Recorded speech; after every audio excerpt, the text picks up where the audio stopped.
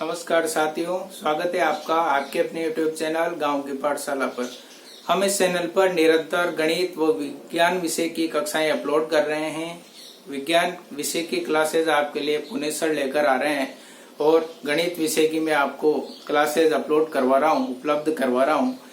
इसी क्रम में हमने मैथमेटिक्स के जो नया पोर्शन है ज्यामिति वो स्टार्ट कर दिया है और ज्यामिति में हम बिंदुपथ चैप्टर स्टार्ट किया है और बिंदुपथ की 2 क्लासें हमने कंप्लीट कर ली है, जिसमें हमने ज्यामिति से संबंधित कुछ महत्वपूर्ण परिभाषाएं सीखी। आशा करता हूं आपको वो सब परिभाषाएं अच्छी तरह याद हो गई होगी। आप अच्छी तरह उनको रिवीजन करके नेक्स्ट क्लास देख रहे होंगे। आज हम बिंदुपथ जो नया चैप्टर है उसकी तीसरी क्लास देख रहे हैं और तीसरी क्लास में हम ऐसे महत्वपूर्ण परिभाषाओं या क्वेश्चंस को देखेंगे जो आपके बोर्ड परीक्षाओं में निरंतर पूछे जा रहे हैं। बिंदुपथ से आपके बहुत सी बार लगभग 1 नंबर का क्वेश्चन परिभाषा के रूप में पूछ लिया जाता है कि आपसे पूछ ले कि 2 समांतर रेखाएं हैं, उनके अगर उनसे समान दूरी पर कोई बिंदु स्थित है तो उसका बिंदुपथ क्या होगा।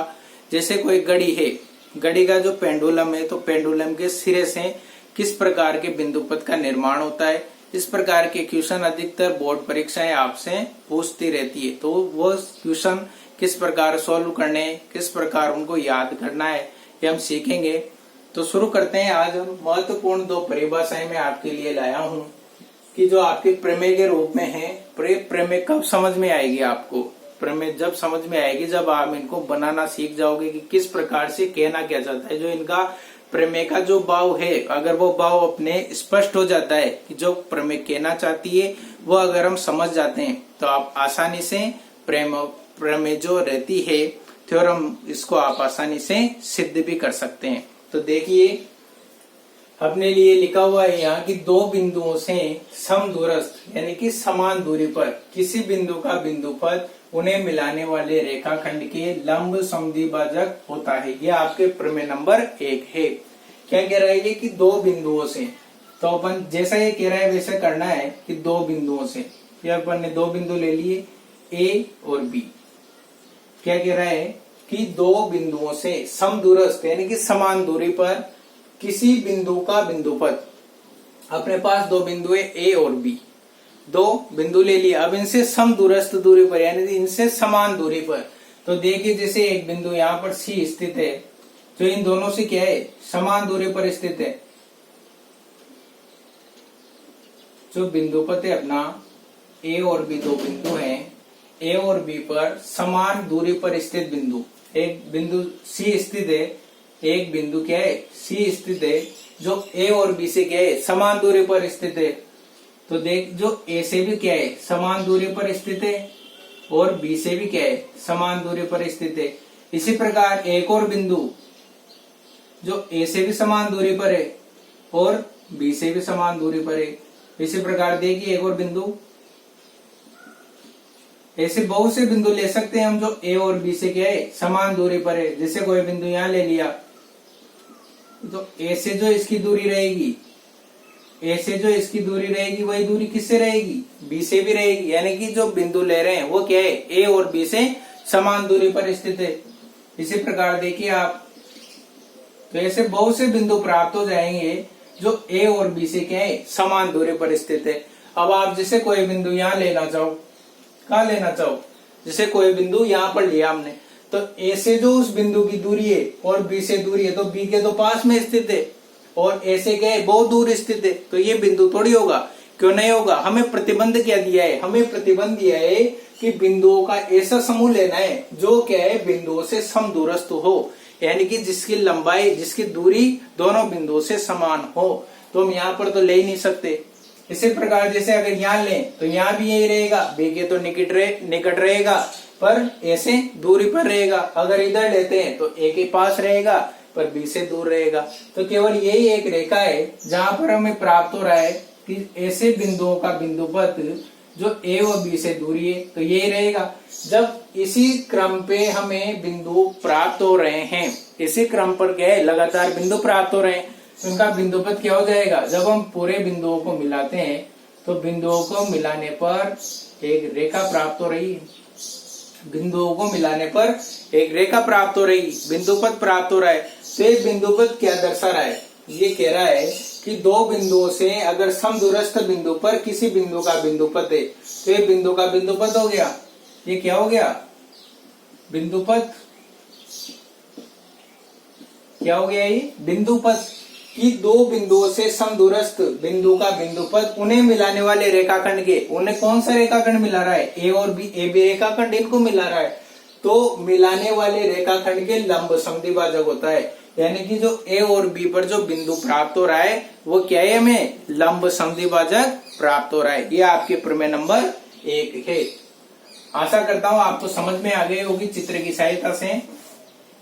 आपके अब जैसे बोर्ड में किस प्रकार के क्वेश्चन पूछ लेगा वो इससे आपके लिए दे दिया, जैसे कि दो बिंदुओं से समदूरस्थ किसी बिंदु का बिंदुपथ बताइए जो उन रेखाखंड को मिलाता है। जैसे कोई बिंदु आपसे दे दिया कि ए और बी एक रेखाखंड है और उनसे समान दूरी पर कोई बिंदु जैसे सी डी ई ऐसे स्थित है, तो उनको मिलाने पर किस प्रकार का रेखाखंड प्राप्त होगा? तो क्या वो जो रेखाखंड प्राप्त होगा वो क्या रहेगा? लंब समद्विभाजक। ये शब्द आपको याद रखना है, ठीक है।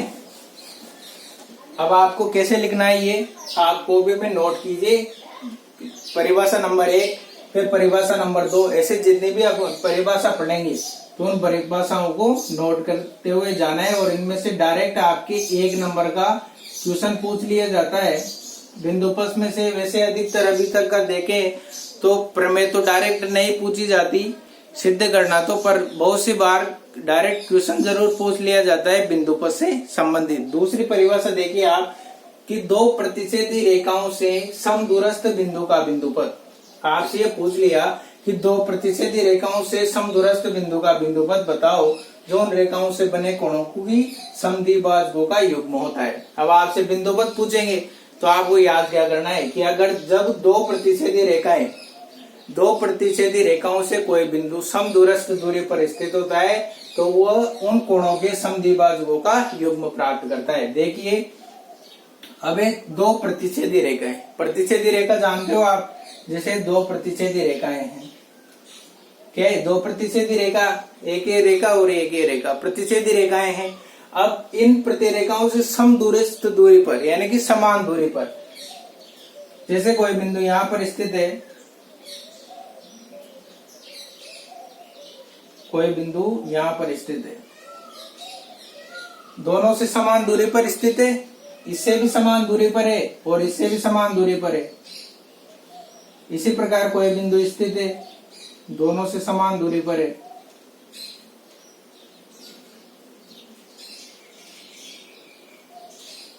तो जो बिंदुओं का बिंदुपथ प्राप्त हो रहा है, इन बिंदुओं को मिलाने पर जो बिंदुपथ प्राप्त हो रहा है वो क्या दर्शाता है कि जो ये जो कोण बन रहे हैं प्रतिच्छेदी रेखाओं के मध्य जो कोण बन रहा है, कोण ये बन रहा था, पूरा कोण यही बन रहा था, तो ये क्या कर रहा है? जो रेखाओं से बने कोण रहे हैं उनको समद्विभाजक कर रहा है, यानी कि उनको दो बराबर भागों में बांट रहा है। तो दूसरी वाली प्रमेय, ये पहले वाली क्या थी कि अगर दो बिंदुओं से समदूरस्थ दूरी पर अगर किसी बिंदु का बिंदुपथ आपको निकालना है तो वह बिंदुपथ उन दोनों बिंदुओं को मिलाने वाले रेखा के लंब समद्विभाजक होता है, ठीक है। दूसरी है आपके कि दो प्रतिच्छेदी रेखाओं से समदूरस्थ बिंदु का बिंदुपथ उन रेखाओं से बने कोणों की समद्विभाजकों का युग्म होता है, ठीक। अगर आप कहोगे कि सर इनको सिद्ध करके बताइए तो अपन सिद्ध भी कर देंगे। पहले आप इनको नोट कीजिए और आपको अच्छी तरह कॉपी बना के उसमें लिखनी है रेगुलर जो जो परिभाषा यहाँ पर बताई जा रही है। देखिए नेक्स्ट कुछ इंपॉर्टेंट क्वेश्चन है आपके लिए, या आपको परिभाषाओं के तौर पर लिख लीजिए और उनको याद कीजिए। इसमें से डायरेक्ट 1 नंबर का क्वेश्चन पूछ लिया जाता है। तो देखिए कि त्रिभुज की सभी माध्यिकाएं समान है। अगर त्रिभुज की सभी माध्यिकाएं समान है तो कौन सा त्रिभुज रहेगा? वो समबाहु त्रिभुज होता है। क्या याद रखना है? आपसे पूछ ले कि एक त्रिभुज है जिसकी सभी माध्यिकाएं यानी कि तीनों माध्यिकाएं समान हैं, तो अब त्रिभुज की अगर सभी माध्यिकाएं समान है तो कौन सा त्रिभुज रहेगा?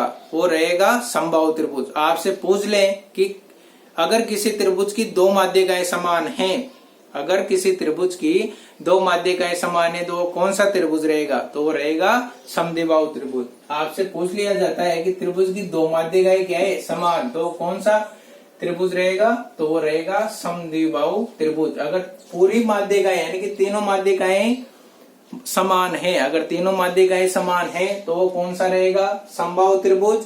अगर त्रिभुज की दो माध्यिकाएं समान है तो वो कौन सा त्रिभुज रहेगा? समद्विबाहु त्रिभुज। ठीक है। नेक्स्ट है कि त्रिभुज की माध्यिकाओं को केंद्रक 2:1 में विभाजित करता है।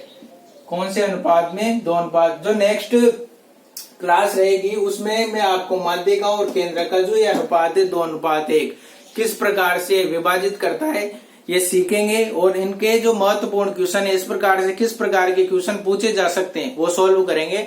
आपको भी फिलहाल याद रखना है कि जो त्रिभुज की माध्यिकाएं हैं उनको केंद्रक 2:1 में विभाजित करता है। ठीक है। इसमें आपको ये याद रखना है कि माध्यिका केंद्रक को करता है या केंद्रक माध्यिका को करना है, ये विशेष तौर पर ध्यान रखना है। त्रिभुज के शीर्ष से समदूरस्थ बिंदु का बिंदुपद क्या रहता है? परिकेंद्र। जो त्रिभुज के शीर्ष हैं उससे समदूरस्थ बिंदु क्या रहता है? परिकेंद्र। अगर आपसे पूछ लिया जाए किसी त्रिभुज के शीर्ष से जो समदूरस्थ बिंदु है वो क्या रहेगा? परिकेंद्र होता है। इसी प्रकार नेक्स्ट है कि अगर समबाहु त्रिभुज में कोई समबाहु त्रिभुज दे रखा है तो समबाहु त्रिभुज में लंब केंद्र, परिकेंद्र और अंतः केंद्र हमेशा समपाती होते हैं। किसी भी समबाहु त्रिभुज में लंब केंद्र, परिकेंद्र और अंतः केंद्र क्या होते हैं? समपाती, समान होते हैं। अब बहुत सी बार परीक्षाओं में क्वेश्चन पूछ लिया जाता है 1 नंबर का। अब आपसे पूछ लिया कि घड़ी के पेंडुलम के सिरे का बिंदुपद बताओ। क्या पूछ लिया आपसे? ये आप नोट कर लिए। इसको नोट करने के लिए आप क्या है, वीडियो को पॉज कर दें, वीडियो रुक जाएगी, उसके बाद नोट कर लें और वापस शुरू कर लें। ठीक है। आपको क्वेश्चन पूछ लिया गया है आपसे कि त्रिभुज के, आपका क्वेश्चन है साहब कि घड़ी के पेंडुलम के सिरे का बिंदुपद। जैसे ये घड़ी है और ये पेंडुलम है तो इसका जो सिरा है इस सिरे का बिंदुपद पूछा है। अब आपको पता होगा कि जो घड़ी है उसका जो पेंडुलम है वो किस प्रकार गति करता है। जो ये पेंडुलम है यूं भी जाता रहता है, बार बार ये गति करता रहता है। इसका सिरा कौन सी गति करता रहता है? जो एक घड़ी है उसका पेंडुलम बार बार कौन सी गति करता रहता है? तो पेंडुलम में फिर इधर आएगा, फिर इधर जाएगा, फिर इधर आएगा, फिर इधर जाएगा। तो ये कौन सी आकृति का निर्माण कर रहा है? बार बार जब बहुत से बिंदुओं का समुच्चय मिल जाएगा तो क्या बन जाएगा? बिंदुपद। आपसे पूछा गया है घड़ी के पेंडुलम के सिरे का बिंदुपद, यानी कि जो घड़ी का पेंडुलम है वो बार बार जो आवर्त गति कर रहा है उससे किस प्रकार की आकृति बिंदुपद का निर्माण हो रहा है। तो ये किस प्रकार का लग रहा है आपको कि ये बार बार ऐसी गति? भाई यो तो ये नहीं भाई पूरा घूमेगा। अगर पूरा घूम जाता है तो क्या बन जाएगा? अगर पूरा घूम जाता है तो एक वृत्त का निर्माण कर लेगा। अगर पूरा घूम जाता है तो वृत्त का निर्माण कर लेगा, पर पूरा थोड़ी घूम रहा है, ये तो केवल इतना सा घूम रहा है, बार बार यहाँ जा रहा है फिर वापिस आ रहा है। तो ये किस प्रकार की आकृति का निर्माण कर रहा है? तो इसका बिंदुपद क्या रहेगा? एक वृत्तचाप। क्या रहेगा? एक वृत्तचाप का निर्माण कर रहा है। तो इसका बिंदुपद क्या रहेगा अपने लिए कि अगर घड़ी का पेंडुलम है और वो घड़ी के पेंडुलम के गति का सिरे का बिंदुपद पूछ रहा है तो क्या रहेगा? एक वृत्त का चाप रहेगा। भाई पूरा वृत्त तो ये, और इसमें से अगर थोड़ा सा हिस्सा काट लें तो वो क्या रह जाएगा? चाप। ठीक है। नेक्स्ट क्वेश्चन है आपसे पूछा गया है कि उन बिंदुओं का बिंदुपद बताओ जो दिए गए बिंदु से नियत दूरी पर स्थित है। क्या क्वेश्चन है कि उस बिंदुओं का बिंदुपद बताना है जो दिए गए बिंदु से नियत दूरी पर स्थित है। एक दिया गया बिंदु ये, आपसे पूछा है कि उन बिंदुओं का बिंदुपद बताओ जो इसे गए नियत दूरी पर। जैसे कोई बिंदु स्थित है साहब यहाँ, इससे भी नियत दूरी पर है, फिर एक और बिंदु यहाँ स्थित है, फिर एक और बिंदु नियत दूरी पर स्थित है। तो ये बिंदु जो इससे नियत दूरी पर स्थित हैं इसका बिंदुपद हमें बताना है। तो ये किस प्रकार के बिंदुपद का निर्माण करेगा? जब हम इन पूरे बिंदुओं को मिलाते हैं तो हमें एक आकृति बनती हुई दिखाई दे रही है। कौन सी आकृति बनती हुई दिख रही है? हमें एक वृत्त की आकृति बनती दिखाई दे रही है कि जब हम इन बिंदुओं को आपस में मिलाते हैं तो किस प्रकार की, जो क्या है एक बिंदु से निश्चित दूरी पर स्थित है। क्या है? इस बिंदु से एक निश्चित दूरी पर स्थित है। तो ये एक निश्चित दूरी इसकी क्या कहलाती है? निश्चित दूरी तो इसकी क्या कहलाती है? त्रिज्या। जो एक निश्चित दूरी है ये तो क्या कह रहा है कि त्रिज्या, और उन बिंदुओं का बिंदुपथ क्या रह जाएगा अपने? तो उन बिंदुओं का बिंदुपथ हमें प्राप्त हो जाएगा। क्या प्राप्त होगा? पहले तो वृत्त चाप प्राप्त हुआ था, पूरा वृत्त ही प्राप्त हो जाएगा। तो उन बिंदुओं का बिंदुपथ क्या रहेगा? जो दिए गए बिंदु से नियत दूरी पर स्थित है, तो उन बिंदुओं का बिंदुपथ क्या रहेगा? वृत्त। क्योंकि जब हम वृत्त का निर्माण करते हैं तो एक निश्चित बिंदु से प्रत्येक बिंदु की दूरी क्या रहती है? प्रत्येक बिंदु की दूरी एक निश्चित बिंदु से समान बनी रहती है, और जो एक निश्चित दूरी रहेगी इसे हम क्या नाम देते हैं? इसे हम त्रिज्या नाम देते हैं। त्रिज्या, जिसे स्मॉल आर से प्रदर्शित वृत्त। जब अपना चैप्टर आएगा ज्यामिति में बिंदुपथ के बाद जब हम आगे बढ़ेंगे तो वृत्त चैप्टर आएगा, उसमें आपको सिखाऊंगा त्रिज्या क्या होती है, व्यास क्या होता है, परिधि क्या होती है, सब जानकारी लेंगे। आप निश्चिंत रहिए, बस आप तो रेगुलर क्लास में बने रहें और वीडियो को देखते रहें और तैयारी जारी रहे। तो मिलते हैं अब नेक्स्ट वीडियो में, तब तक के लिए जय हिंद, जय भारत, धन्यवाद।